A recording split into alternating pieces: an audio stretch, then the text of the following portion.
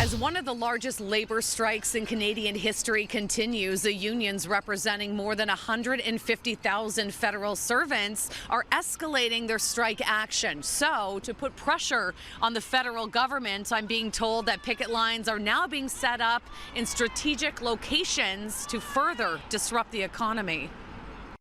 We are escalating tactics, and we're asking the Canadian public to bear with us. Over 1,000 workers continue walking the picket line outside the Service Canada Centre here on Yonge Street, just north of Shepherd, one of 250 pickets set up at government offices across the country. And now on day 6, with no deal in sight, things are ramping up. Our cameras captured a clash between striking workers and a driver leaving the service centre this morning. We are asking people to sort of stand with us in solidarity for a moment, for 10 minutes. Previously, we were holding people for 5 minutes, but now we're doing 10 minutes. People have been pretty receptive, actually, so that's great. We haven't had too many issues. Another tactic now coming into play, disrupt the economy. A media rep for the Public Service Alliance of Canada tells me as of today, striking workers are hampering access to some Canadian ports, including the Port of Montreal. Michelle Spencer with the union representing CRA workers here in Toronto tells me they have no choice but to apply more pressure. At this point, we have to do what we have to do. We need the employer to take us seriously. We don't want to be here. We were forced here. Our teams have been bargaining for almost 2 years.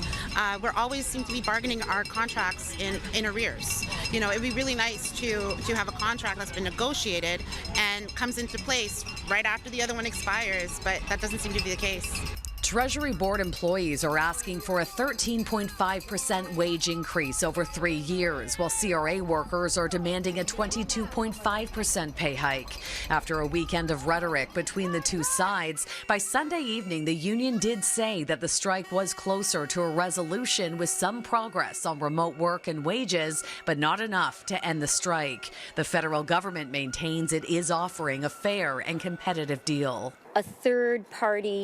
An objective third party which has been working with both sides on the negotiations judged that 9% over 3 years was a fair and appropriate landing zone. The federal government is there. That's what we are offering. I think that is fair and reasonable.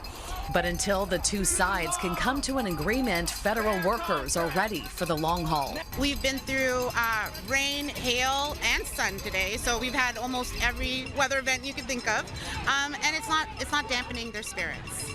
For more information on the impacts of this strike, head to our website, citynews.ca. In North York, Shauna Hunt, City News.